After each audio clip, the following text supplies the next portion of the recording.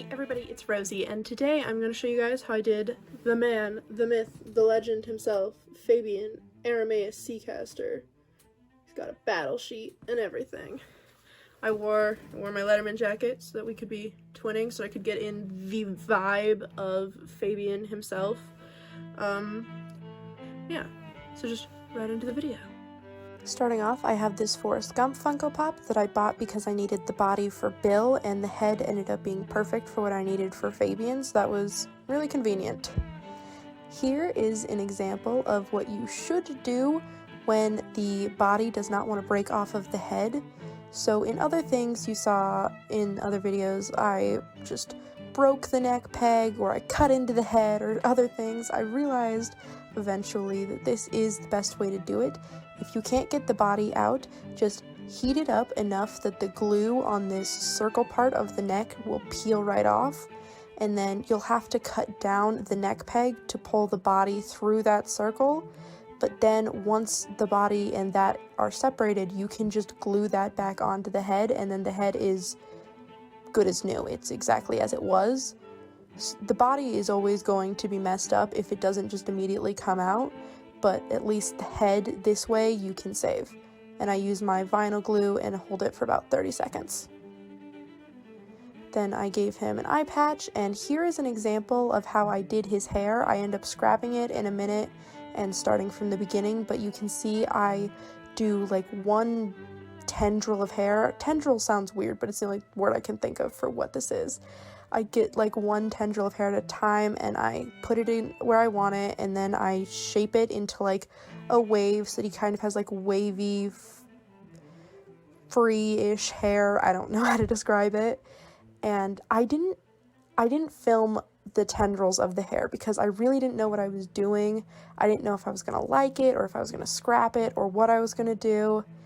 And I didn't think I was going to do as many as I ended up doing, because I thought I was going to do a couple and that would be good enough. But then once I had a few, I was like, it needs more to look natural. And then I kept adding more and more tiny tendrils. As you can see, there's a lot, and it kind of looks like an octopus. It just reminds me of like octopus tentacles. But it took a really long time to finish the hair. Now I'm giving him brown skin because Fabian is black. And as you can see, there's the octopus hair. Fabian's was the hardest skin color that I had to change, because the key to making no brush strokes when you're changing the skin color with a paintbrush is to do continuous lines in like if you're doing diagonal, if you're doing horizontal, if you're doing vertical, whichever one you're doing, keeping all your lines in the same direction. But because he has this eye patch in the middle of his face, it was really hard to do that continuously. And then I paint his hair silver, and I start painting his eye patch and his other eye black. For his scar, I did this beige color, and then I did red on top of that, a pinkish red so it wasn't too bright, and that makes it pop more. And as you can see on the hair, I give him this fade that was really hard to do, the mixing of the silver and the brown. Here is Fabian's elven battle sheet. I did not film sculpting it, but it was difficult. I thought it was going to be easy, but it was difficult to like put this just rectangle in a shape that looked like a blanket and that looked like it would fit in his hand and looked normal at all. But I painted this base white coat, and then I put this mixture of gold, silver, and pearl, the like shimmery white, on top of it because I wanted it to look iridescent. It's a fancy elven battle sheet.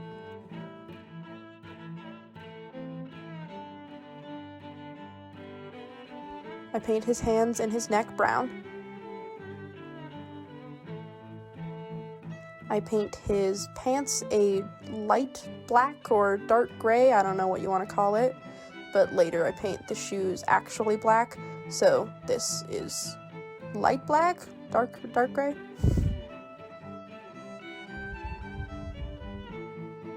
Is there a difference? I don't know.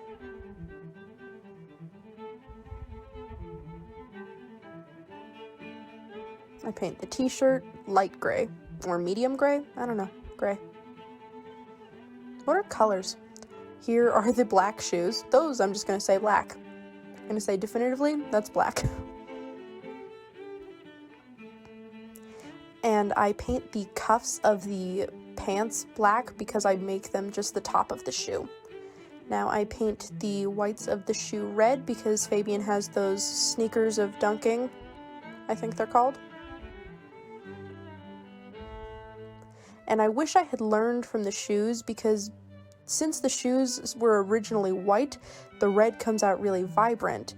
And then I paint the jacket red, and I wish I had learned and painted the jacket white first so that the jacket would also look vibrant, but I did not do this.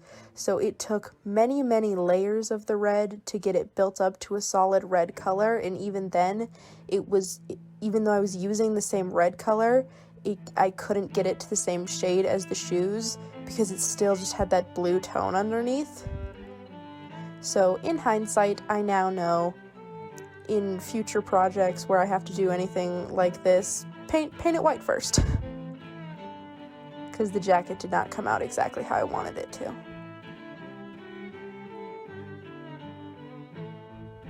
And I don't think I have the footage here, but then I paint the sleeves white and I do red and white accents and I paint a little A. I actually did the A in Sharpie. Here's the blanket and the body and the head, and the body does not fit in the head, and I cut it down and everything to try and get it to fit in the head, and it still didn't want to go, so I figured out that I was going to have to cut the actual hole of the neck because I had already cut down the body as far as I could cut it down, so it was about the neck now and the head.